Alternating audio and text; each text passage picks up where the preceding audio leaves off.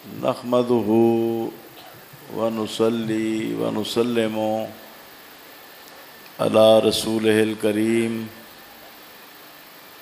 وعلى آله وصحبه أجمعين أما بعد أعوذ بالله من الشيطان الرجيم بسم الله الرحمن الرحيم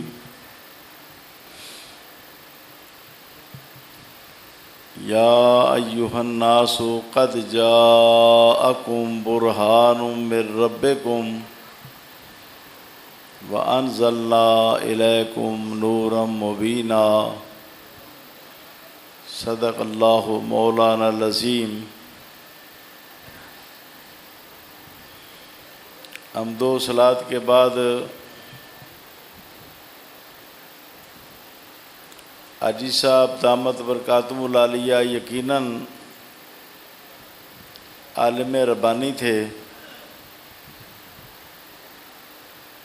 عالم باعمل تھے، عالم حق تھے، عالم آخرت تھے۔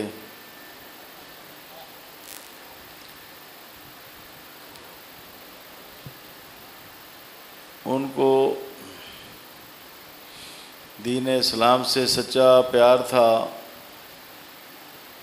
اس لیے انہوں نے اپنی ساری اولاد کو دین کی تعلیم پر پہلے مامور کیا، پھر دین کی خدمت پر لگا دیا۔ علامہ مفتی محمد نفیس صاحب، کوئی چھوٹے بھائی صاحب کا کیا نام ہے، نعیم صاحب جو ہیں، ان کے بارے میں لوگ زیادہ جانتے ہیں کیونکہ انہوں نے کتابیں زیادہ لکھی ہیں،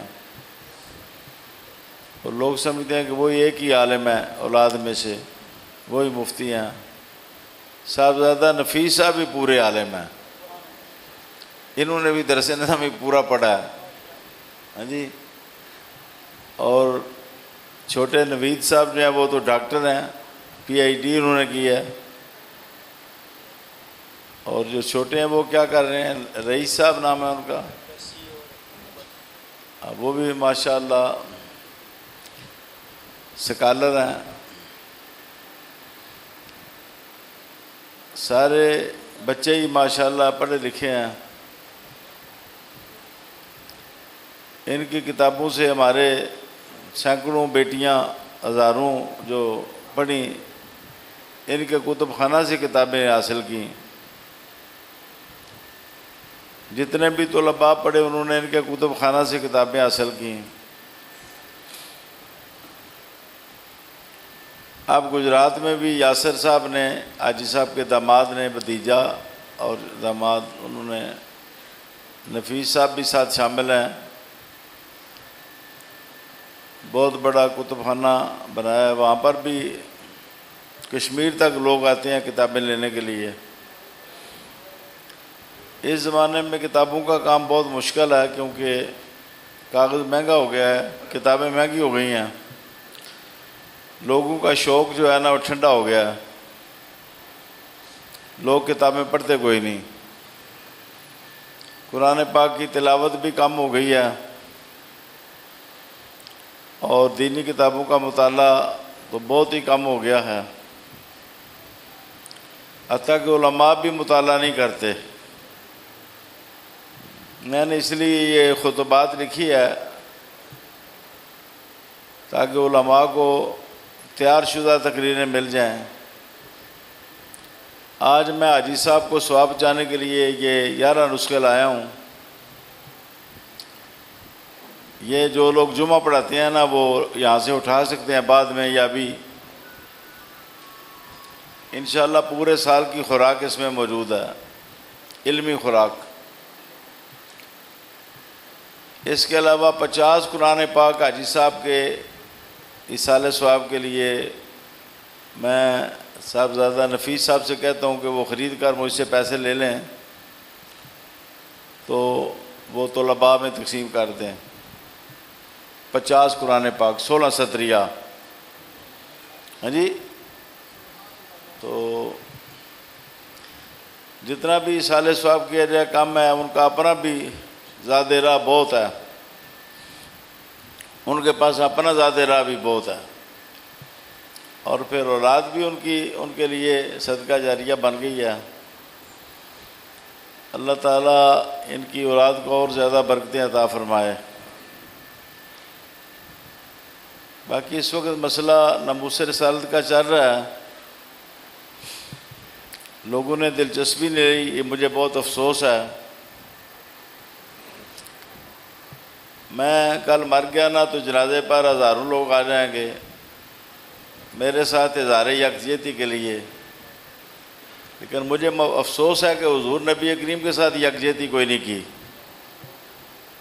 یہ جو ہم نے کاروان چلایا تھا جہلم کی طرف، لوگ نکلے کوئی نہیں، نہ دکانیں چھوڑی، نہ کاروبار چھوڑا، علماء نے مسجدیں نہیں چھوڑی، ٹیوشنیں نہیں چھوڑی، بہت کم علماء،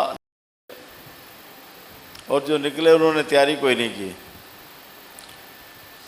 مقصد تو یہ تھا کہ نکلیں گے لوگ تو وہ گستاخ رسول جیل میں گرفتار ہو جائے گا، اس کے ساتھ انٹرنیشنل ایجنسیاں ہیں جو اس کا ساتھ دے رہی ہیں، اس سے کروا رہی ہیں سارا کام، کیونکہ اسلام دشمن قوتیں اسلام کو مٹانا چاہتی ہیں، اور وہ یہ تو نہیں کر سکتے کہ وہ کہیں جی قرآن پاک کا چھاپنا بند کر دو، حدیث کا چھاپنا بند کر دو، علم دین کے مدرسے بند کر دو، یہ تو کر نہیں سکتے۔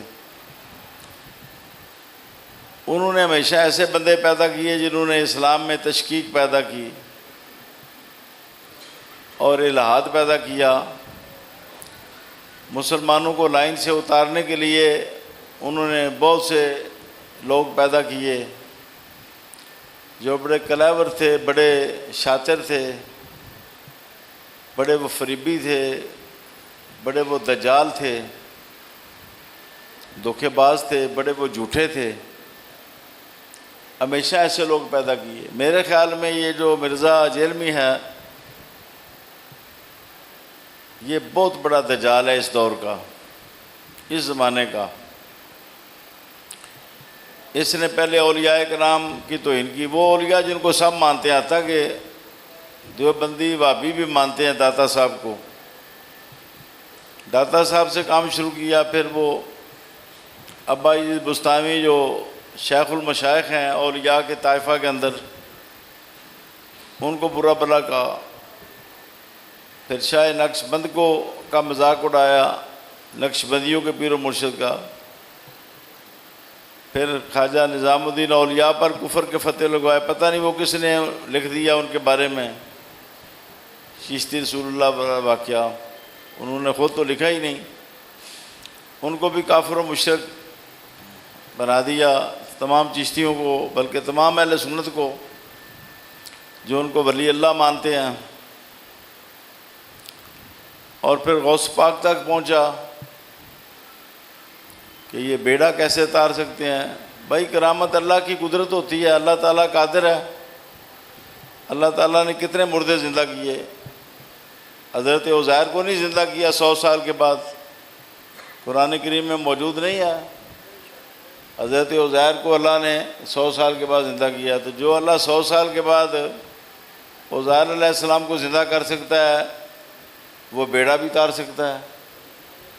غوث پاک نے خود تو نہیں اتارا، غوث پاک نے تو دعا کی اللہ کی بارگاہ میں، ولی تو اللہ کی بارگاہ میں درخواست کرتا ہے، پھر اللہ تعالیٰ اپنی قدرت کا مظاہرہ کرتا ہے، اس کو کرامت کہا جاتا ہے۔ کتنی ایسی چیزیں ہوئیں، اس نے وہ کفار والی بات کی، کافروں نے کہا یہ ہڈیاں بسیدہ ہو جائیں گی تو پھر ان کو اللہ کیسے زندہ کرے گا۔ قرآن کریم میں جگہ جگہ پر اللہ تعالیٰ نے فرمایا جس نے ایجاد کیا ہے، بغیر نمونے کے انسان کو پیدا کیا ہے، اب تو نمونہ قائم ہو چکا ہے، اب تو اس کو دوبارہ پیدا کرنا کوئی مشکل نہیں ہے۔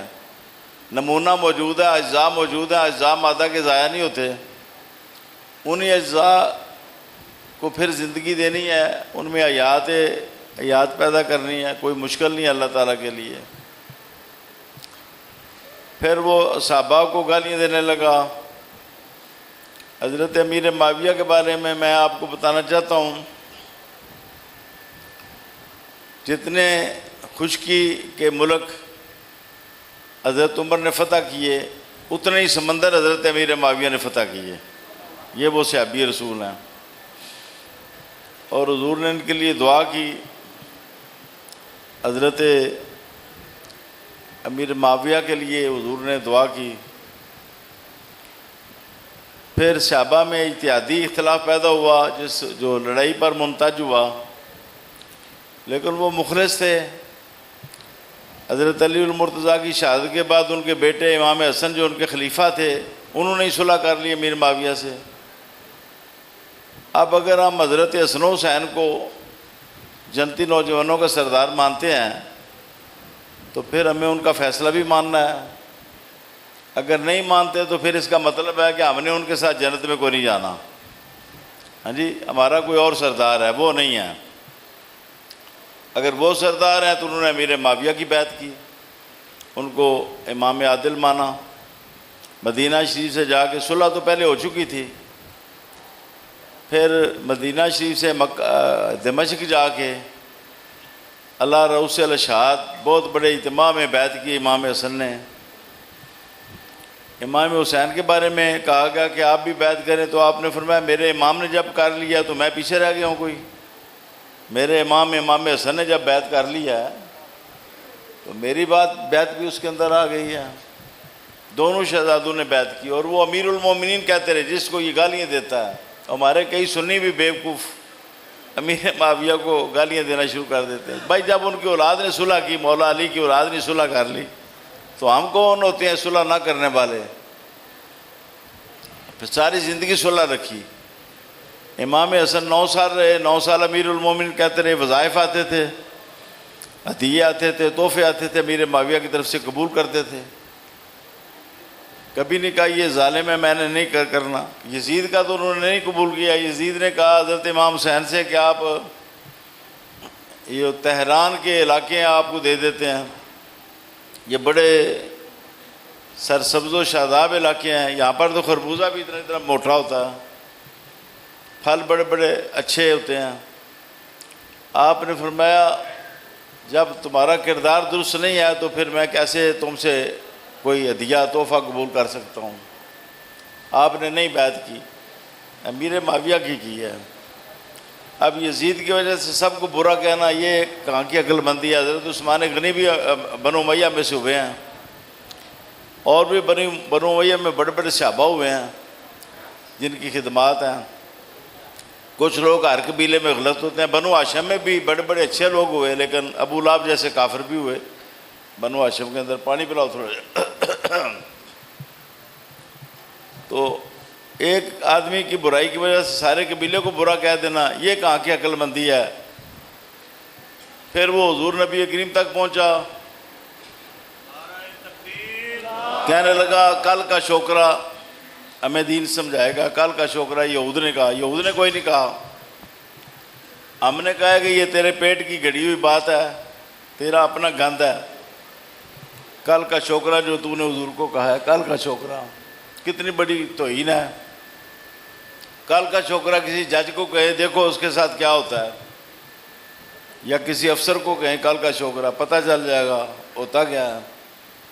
حضور سید العالمین کو، خیر البریہ کو، اللہ تعالیٰ کے محبوب اعظم کو اور خاتم النبیین صلی اللہ علیہ وآلہ وسلم کی شانوں والے اللہ کے حبیب کو کہنا کل کا شوکرہ، یہ کتنی بڑی گستاخی ہے. ہم نے اس سے کہا کہاں یہ ادھرے کا ہے، بتاؤ ثابت کرو. نہیں ثابت کر سکا. اب 295 سی لگتا ہے. 295 سی یہ ہے. آپ لوگوں پر افسوس یہ ہے کہ آپ آج حاجی لطیف صاحب کے لیے تو آ گئے لیکن نبی پاک کے لیے نہیں آئے. یہ بڑے دکھ کی بات ہے. آج یہاں محلے میں کوئی فوت ہو جائے اس کے لیے آپ اکٹھے ہو جائیں گے جنازے میں کل میں. آج آپ اپنی برادری کی کسی کی شادی ہو، آپ برات میں سارا دن وہاں رہیں گے. ولیمے میں بھی حضور کے لیے آپ نہیں نکلے اور ہمارا کاروان ناکام ہو گیا. اگر اس میں کوئی 10 15 20 ہزار مسلمان آ جاتے تو مرزے کا بندوبست ہو جاتا. یہ آپ نے ناکام کیا ہے، اس کا آپ نے قیامت کے روز جواب دینا ہے جو نہیں شامل ہوئے۔ دعوت پہنچنے کے بعد، آواز بلند ہونے کے بعد، علم کے بعد جو مولوی نہیں حاضر ہوئے یہ سب ٹکریل ہیں، ٹکریل، یہ ٹکر کے پجاری ہیں، یہ نبی پاک کے عاشق نہیں ہیں۔ جو نہیں شامل ہوئے یہ سارے ٹکریل ہیں، ٹکریل، ہاں جی، یہ نبی پاک کے غلام نہیں ہیں، یہ جھوٹ بولتے ہیں کہ ہم عاشق رسول ہیں، یہ کوئی عاشق رسول نہیں۔ اور جو کہتے ہیں جی ہم اتنا دروشی پڑھتے ہیں ہم عاشق رسول ہیں، کوئی عاشق رسول نہیں۔ جو حضور پر حملہ ہو چکا اور نکلا کوئی نہیں، وہ سوشل میڈیا پر حضور نبی کریم کی شان میں گستاخیاں کر رہے۔ ابراہیم علیہ السلام کو بھی اس نے کل کا چھوکرا کہا، بالکل سوشل میڈیا پر موجود ہے۔ پھر اس نے کہا توحید بیان ہو جائے تو پیغمبر، فرشتہ، بزرگ کوئی شے ہی نہیں۔ بتاؤ بھائی، توحید بیان ہو جائے تو محمد رسول اللہ ختم ہو جاتا ہے؟ کیوں جی؟ بتاؤ نا، مجھے بات کرو۔ توحید بیان ہو جائے تو پیغمبر ختم ہو جاتا ہے، پھر اس کی شائعیت ختم ہو جاتی ہے۔ توحید تو یہ ہے کہ اللہ کے سوا الہ کوئی نہیں، لا الہ الا اللہ۔ یہ تو نہیں کہ اللہ کے سوا نہ نبی ہے، نہ فرشتہ ہے، نہ کوئی بزرگ ہے۔ اللہ کے سوا سب کچھ ہے، زمین بھی ہے، آسمان بھی ہے، تارے بھی ہیں، چاند بھی ہے، عرش بھی ہے، فرش بھی ہے، ماں باپ بھی ہے، اولاد بھی ہے، بھائی بہنیں بھی ہیں، اولیاء بھی ہیں، اوپر صحابہ بھی ہیں، پیغمبر بھی ہیں، فرشتے بھی ہیں، سب کچھ ہیں۔ تو جو علماء ایک ایک دو کو کرا، انہوں نے زور کو نہیں لگایا۔ زور لگاتے ہیں نا جی تو یہ 15-20 ہزار کا لشکر بن جاتا، ہم جا کے بیٹھ جاتے، چلو کھاری میں بیٹھ جاتے۔ انہوں نے مرزے کو گرفتار کر لینا تھا، بالکل تیار تھے بھئی اگر یہ بڑا آ گیا لشکر تو تیار کر لیں۔ انہوں نے کہا یہ تو مذاق ہے، یہ اتنے بندے ہی مرزے کے خلاف ہیں، اتنے بندے مرزے کے خلاف ہیں، باقی سارا ملک تو مرزے کے بارے میں خاموش ہے۔ تو انہوں نے مرزے کو نہیں گرفتار، اس لیے آپ ذمہ دار ہیں جو نہیں گئے یا جنہوں نے زور نہیں لگایا، آپ ذمہ دار ہیں۔ کل قیامت کو میں نے بڑھاپے میں، میرا مشین پر چل رہا ہے دل میرا ڈیڈ ہے، 15% زندہ ہے، باقی سارا ڈیڈ ہے، مشین پر چل رہا ہے۔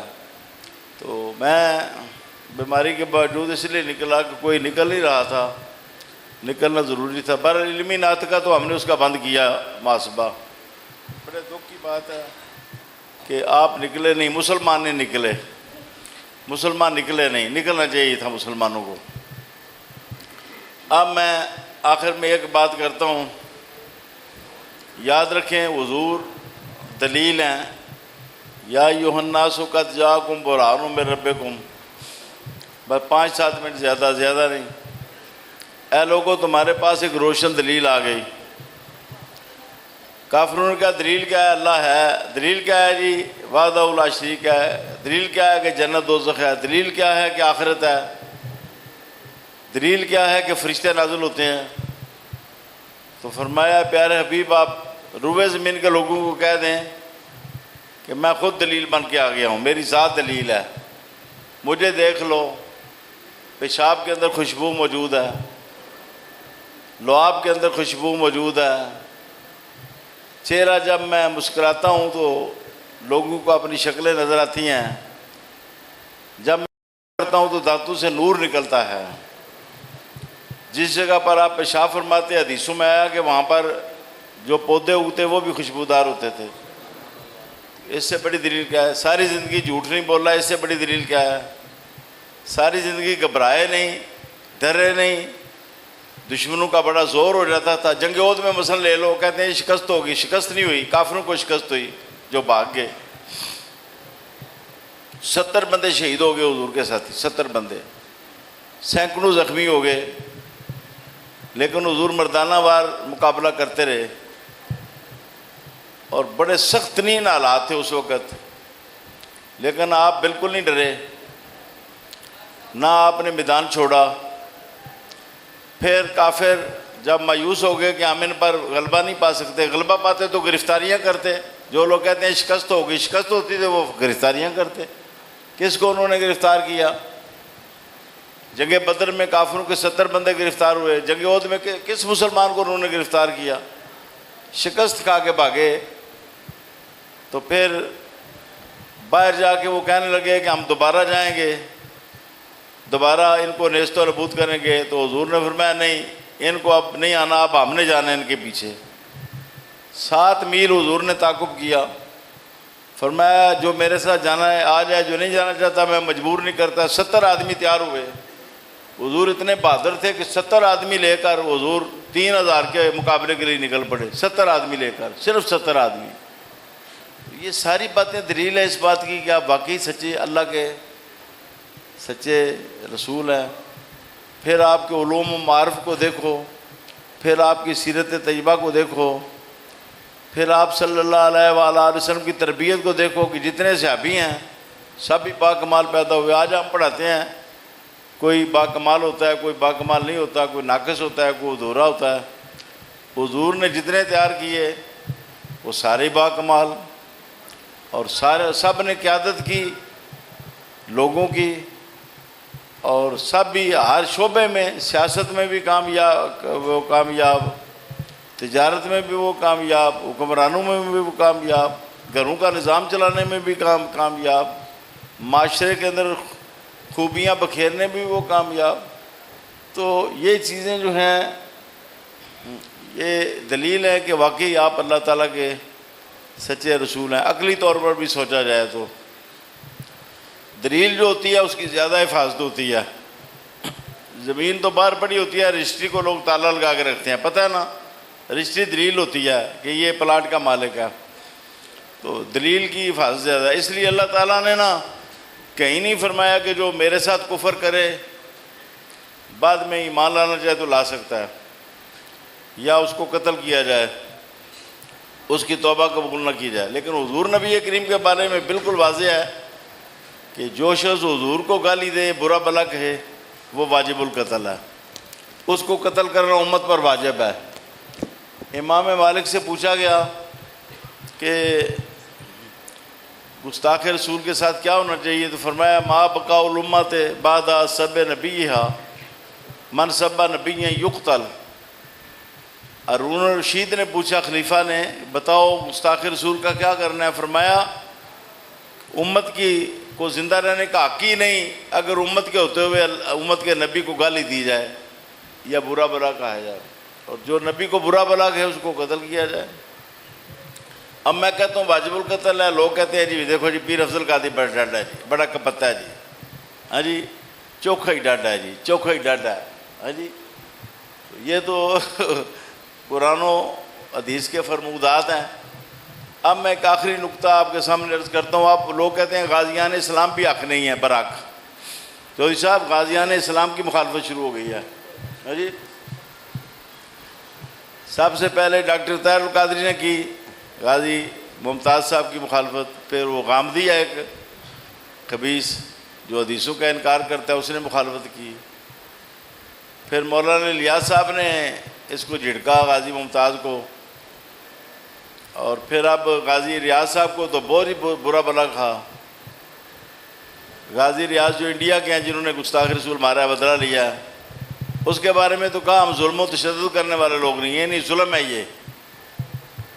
اب ظلم کہنا اس بات کو، غازی کا جو کردار ہے یہ کتنی خطرناک بات ہے۔ میں نے ان سے کہا توبہ کر لو، توبہ بھی نہیں کر رہے، کوئی عالم نہیں بول رہا، سب خاموش ہیں۔ بھائی دعوت اسلامی والے ناراض ہو جائیں گے، ہاں جی، گلی محلے میں دعوت اسلامی والے موجود ہیں، دشمن بن جائیں گے۔ میں نے تو پرواہ کو نہیں کہ میری تو روزی کو نہیں بند ہوئی، نہ میرا کوئی اور سلسلہ بند ہوا۔ میں تو کہہ رہا ہوں کہ مولانا ریاض کو توبہ کرنی چاہیے۔ اب میں آپ کو ایک نقطہ بتاتا ہوں، سارے توجہ سنو۔ حدیث کیا ہے؟ حدیث کہتے ہیں، شیخ عبدالحق مدثری فرماتے ہیں، ایک تو حضور کا قول حدیث ہے، آپ کی ہر بات حدیث ہے۔ نمبر 2 حضور کا ہر فعل حدیث ہے، آپ پیشاب کریں تو وہ بھی حدیث ہے۔ بیماری میں کھڑے ہو کر کیا، زخمی تھے، بیمار تھے، وہاں پر گندگی تھی، نیچے کپڑے آلود ہونے کا خطرہ تھا، وہ بھی سنت قائم کی کہ جب آدمی بیٹھ نہ سکتا ہو تو کھڑے ہو کر بھی پیشاب کر سکتا ہے۔ تو حضور نبی کریم کا ہر فعل حدیث ہے، بیٹھ کر پیشاب کریں، صحت مند لوگ بیٹھ کر ہی کریں، وہ بھی حدیث ہے۔ اگر کوئی معذور ہو نہیں بیٹھ سکتا تو کھڑے ہو کر لے تو وہ بھی حدیث ہے۔ آپ بائیں ہاتھ سے ناک صاف کریں تو وہ بھی حدیث ہے۔ حضور کا ہر فعل حدیث ہے۔ تیسری حدیث کیا ہے اس پر ذرا توجہ دیں۔ یہ غازی کا جو فعل ہے وہ تیسری حدیث ہے۔ تیسری حدیث یہ ہے کہ صحابی حضور کے سامنے کوئی کام کرے یا بات کرے، بتاؤ صحابی حضور کے سامنے کیا کرے اور حضور انکار نہ کریں تو وہ حضور کا اپنا قول و فعل بن جاتا ہے، اس کو حدیث تقریری کہا جاتا ہے۔ یہ سارے علماء نے پڑھا ہوا ہے۔ تو جب صحابی کا قول فعل حضور انکار نہ کریں، آپ اس کی خاموشی کے ساتھ تائید فرما دیں، یہ درست کیا ہے اس نے، یہ درست کہا ہے۔ اگر غلط ہوتا تو حضور ٹوکتے تھے، روکتے تھے، منع کرتے تھے، انکار فرماتے تھے۔ تو صحابی کا قول فعل جو ہے وہ بھی حدیث ہے۔ اگر حضور کو پتہ چل جائے، آپ کے علم میں آ جائے اور آپ کو بتا دیا جائے یا آپ کے سامنے ہو، تو بتاؤ حضرت عمر فاروق نے جب مارا تھا بشر منافع کو تو حضور نے مخالفت کی تھی یا حضور نبی کریم نے تائید کی تھی؟ نہیں، بتاؤ نا، اگر مخالفت کی تھی مجھے حدیث سے دکھاؤ۔ جب حضور نے تائید کی تو حضرت عمر کا فعل گویا حضور کا اپنا فعل بن گیا، گویا حضور نے خود قتل کیا ہے۔ اب اس طرح نبینا صحابی نے اپنی اہلیہ کو مار دیا تو عرض کیا حضور میں نے مار دیا، گستاخی کرتی تھی، منع کرتا تھا۔ تو فرمایا اشہدوا علی ان دمہ حدر، گواہ بن جو اس خون کی کوئی قیمت نہیں، اس کی کوئی قیمت نہیں۔ ہاں جی، قیمت ہی کوئی نہیں ہے دی، یہ تو کخ سے برابر بھی نہیں۔ حضور نے تائید فرمائی۔ یہ گویا صحابی دا قتل کرنا یہ ہو گیا کہ حضور نے خود ماریا ہے، حضور نے تائید کر دیتی، اس کو حدیث تقریری کہتے ہیں۔ اب یہ غازی کا جو فعل ہے نا، یہ حدیث تقریری بنتا ہے۔ اس غازی کے فعل کو کوئی کہتا ہے یہ ظلم ہے، یہ تشدد ہے، تو اس سے کیا لازم آتا ہے آپ مجھے بتائیں؟ حضور کی سنت کی توہین لازم آتی ہے کہ نہیں آتی؟ حضور کی سنت کی توہین کے کیا احکام ہیں؟ حضور کے جوڑے مبارک کو کوئی جتری کہہ دے تو کافر ہو جاتا ہے، حضور کے کپڑوں کو کہہ دے کہ حضور کے کپڑے میلے تھے تو وہ کافر ہو جاتا ہے۔ ہمارے علماء نے لکھا ہے کپڑے کی ادنا توہین کرنے والا کافر ہو جاتا ہے۔ تو جو حضور کی سنت کو توہین کرتا ہے اور وہ سوشل میڈیا پر کہتا ہے کہ ہم ظلم و تشدد کرنے والے لوگ نہیں ہیں غازی ریاض کو، اور سارے علماء خاموش ہیں۔ علماء میں بالکل طاقت ہی نہیں رہی امر بالمعروف اور نہی عن المنکر کی۔ اس قدر لالچی ہو چکے ہیں علماء، اس قدر یہ ڈرپوک ہو چکے ہیں، اس قدر یہ شیطان کے پجاری ہو چکے ہیں ہمارے بہت سے لوگ، یہ بولتے ہی نہیں ہیں بالکل۔ ہاں جی، تو میں نے تو کہہ دیا کہ اس سے لزوم کفر آتا ہے، اس پر علماء غور کریں۔ کسی عالم نے فتویٰ نہیں دیا، نہ مولانا ریاض صاحب نے توبہ کی۔ توبہ کرنی چاہیے تھی مولانا۔ میں دیکھیں مجھ سے کوئی غلطی ہو جائے مجھے آپ ابھی بتائیں، میں توبہ کرتا ہوں۔ توبہ کرنے میں کون سا بھائی عیب ہے؟ توبہ کرنا تو کمال ہے، غلطی ہو جائے توبہ کرنا تو کمال ہے۔ اللہ کے بندے فوراً توبہ کر لیتے ہیں۔ آئبون جو قرآن میں آیا ہے وہ توبہ کرنے والے ہیں۔ اللہ کے نیک بندے توبہ کر لیتے ہیں، ان سے کوئی غلطی ہو جائے توبہ کر لیتے ہیں۔ تو نہیں توبہ کر رہا، وہ ڈٹا ہوا ہے اس بات پر۔ اور اس نے غازی ریاض جو انڈیا میں جس نے بدلہ لیا حضور کا، اس کے بارے میں کہا جی، اس کو مخاطب کر کہا ہم ظلم و تشدد کرنے والے لوگ نہیں ہیں، ہم ظلم و تشدد، ظلم بھی کہا اس سنت کو، تشدد بھی کہا۔ لہذا میں یہ کہنا چاہتا ہوں، علماء بہت بیٹھے ہوئے ہیں، آپ غازیان اسلام کا کردار برحق ہے، یہ ضرور اس پر روشنی ڈالیں۔ غازیان اسلام کا کردار برحق ہے، ادھر نعرہ لگائیں، غازیان اسلام کا کردار برحق ہے، غازیان اسلام کا کردار برحق ہے، حضرت عمر کا کردار برحق ہے، غازی علم الدین شہید کا کردار برحق ہے، غازی ممتاز قادری کا کردار برحق ہے، غازی ریاض اتاری کا کردار برحق ہے، غازی کا کردار حق ہے۔ اللہ تعالیٰ ہمیں غیرت ملی عطا فرمائے۔ جو چند منٹ میں نے اوپر لیے میں مزد خواہ ہوں، لیکن یہ مسئلہ بڑا ضروری تھا۔